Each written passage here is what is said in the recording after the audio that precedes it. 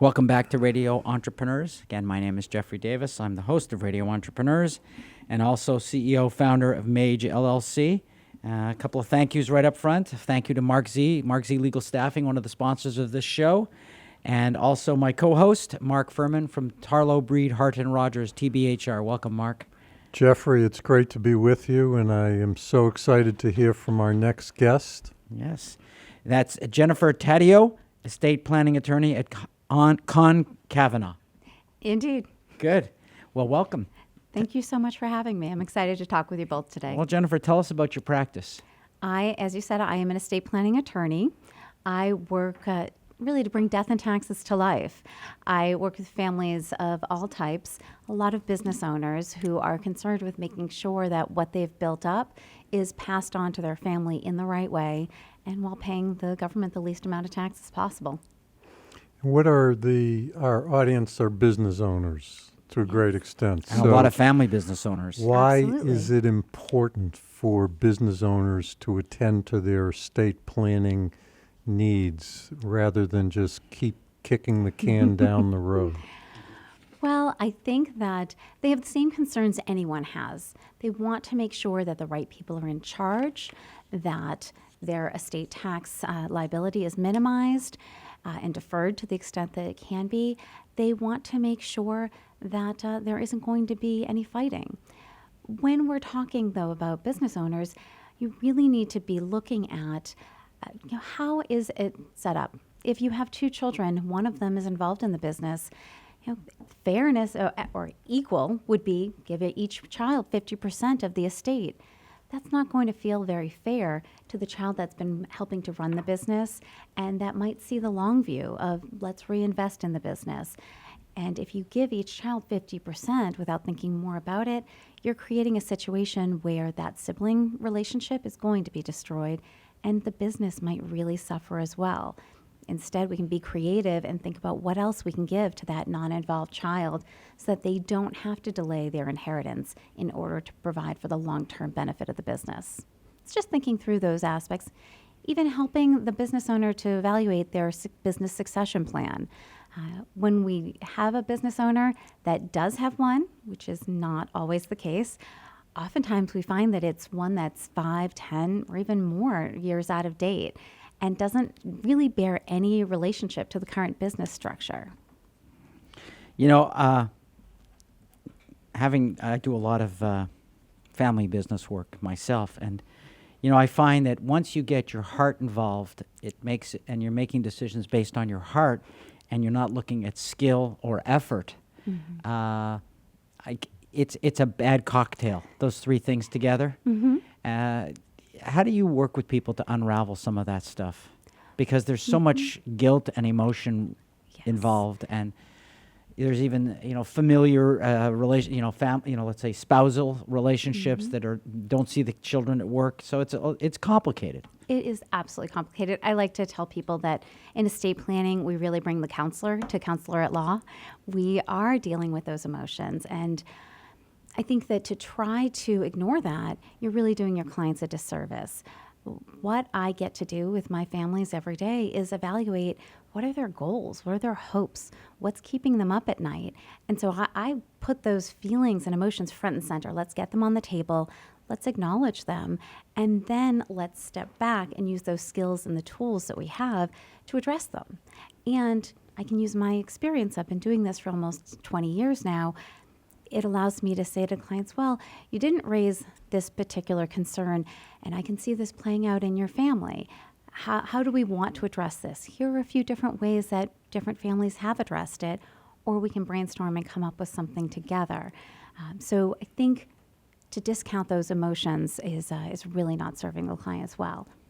But like in litigation, you have to help them manage and channel them. Right. Again, I think, sometimes I think parents don't want to make the decision, and that too can be an issue. Can we discuss that as well? Oh, absolutely. I would say that one of the biggest reasons people don't do their estate planning in general is because they don't want to make a decision, particularly people who have minor children.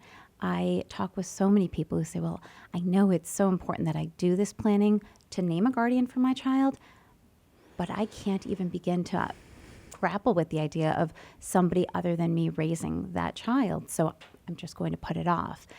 And what I try to do with my families is, first of all, lay out a really clear process. Right when they reach out to me, I tell them how it's going to go. And most of my core estate planning engagements, they go from hiring me to executing their documents in 1 month. So it's something that is manageable, that I can show them the roadmap. So that demystifies it a little bit. I work with them on a flat fee basis for that core plan that's specific to what we're doing together. So again, I'm demystifying it. And then I'm helping them to reframe some of the questions. So when clients come in to talk with me initially, we spend about 2 hours walking through the basics of estate planning. How do assets pass from one person to another? What is probate? How does it work? How does it not work? How do we stay out of it if that's what we want? What are the basic estate planning documents that anybody in Massachusetts should at least understand? And through that, we can talk through, okay, well, we need to name a guardian. Don't think who would be just as good as you are, because the answer for most parents is no one. I was put on this earth to raise this child. I say that to myself all the time about my 15-year-old. But who in your family is that person who would absolutely step forward and raise their hand if something happened to you to take those children, but would be the most wrong person? Who is that? Right, with them in mind. And people who's change better? over time, too. Absolutely. And what a person is at 50, we'll say, is not necessarily who they are at 70. Absolutely. I tell people, particularly with my business owners, I say, you wouldn't create a business plan and then freeze that and execute that for the rest of the life of your business. If you did, you wouldn't be very successful. So for business owners, the most important thing is to pull together that team on the personal side who is going to help them create and implement an estate plan that's really appropriate for their circumstances, but then that's going to help them adjust it over time to reflect those changing circumstances in their assets, in the family members, in the children. What you want for a 2-year-old is very different from what you might want for an 18-year-old. And it should reflect that, just like at different stages of the business. So it's a living process, you're saying. Absolutely. It's not a static process. Correct. Mm-hmm. Yeah. We always are revisiting what is happening in terms of the law. We run a blog at the firm called Life Goes On, and we are keeping in mind what is being passed, what court cases have come down, but even just what issues are we seeing. And it's not scholarly. It's not intended to show everyone how smart we are, but it's intended to help clients recognize themselves in the short blog posts we're writing so that they can say, oh, that is something I should be talking with Jen about. So this is really, from my perspective, I see only problems. I don't see the 90-something% of estate plans that work very smoothly. So, I would say many of the problems I see are a result of not having a specialist like yourself be the one who helps the client figure out the estate plan and drafts it. And there are some folks who are drafting estate plans who shouldn't be. And we were talking before we went on air about a case I have now where documents were drafted by a non-specialist, and now there's a tremendous and very expensive problem to try to figure out whether it meets the requirements for assets in a trust to pass, who it passes to. Mm-hmm. I've had cases where lawyers who shouldn't be drafting estate plans, prepare documents that don't qualify for the marital deduction. As a result, if there's a husband and wife, there's an enormous estate tax that's due on the first death, when I think fairly basic estate planning can defer that until the death of the surviving spouse. So I'd urge folks to hire someone like Jen to make sure they have sophisticated expertise in this area. The second type of problem that I see are, late-stage dramatic changes to estate plans where somebody just makes a dramatic change, typically using someone other than their longtime estate planning attorney when they're in very diminished capacity. And all of a sudden, the folks who are the natural objects of that you would think would want to leave their wealth to are cut out or greatly reduced. That's a harder problem to Absolutely. prevent, as you know, we all, if we live long enough, are going to be diminished to some extent. Is there, in your experience, what, if anything, can be done to kind of minimize those situations? I mean, I've had cases where the caregiver ends up with 100% of someone's assets while the entire family is disinherited, and forces, you know, very protracted and expensive litigation to try to solve the problem.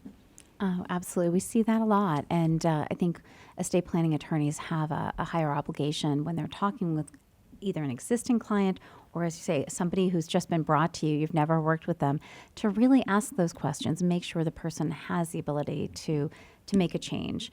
I think for families, it is important to engage really qualified caregivers. I think a lot of times it's helpful for our business owner families or our families where there are two working spouses and they're trying to care for mom or dad to pull in a care management company. When you have that level of professionalism, there's a little bit more protection there. The employees of that care management company are going to be more restricted in being able to receive any of those bequests that might end up happening when there is an uneducated or unethical attorney involved. I could talk to you for hours more, but I can't because we've reached our time limit, Jennifer. If someone's looking for you and to get your advice on family law, estate planning, how would they find you? The best way to reach me would be by email. My email address is jtaddeo, and that is J, T as in Thomas, A as in Apple, D as in David, D as in David, EO, at connkavanaugh.com, and that is Conn, C-O-N-N, Kavanaugh, spelled K-A-V-A-U-N. Now, I'm not going to be able to spell it out. K-A-V-A-N-A-U-G-H. I can read it, so it's easier. Thank you. And through our website, connkavanaugh.com, or you can find me on LinkedIn. Oh, that's wonderful. And will you come back again and talk about some cases? I would love to do that. Great. We love the cases, the family law. It's great. And it's great coming up here to Tarlow, Breed, Hart, and Rodgers, even though you made it to Absolutely. the wrong tower as a start. I eventually made it here, and it was worth the trip. Okay. Yes. And a little and you want to do a little detour through Italy if you're coming to Tarlow, yes. Breed. I'm going to have to schedule a later visit next time so Right. I can get lunch there. Right. Well, my name is Jeffrey Davis. This is Radio Entrepreneurs. Thank you again, Mark Furman, and the law firm of Tarlow, Breed, Hart, and Rodgers, who's always sponsoring these litigation shows for Radio Entrepreneurs. We're going to take a break. We'll be right back as soon as you can imagine.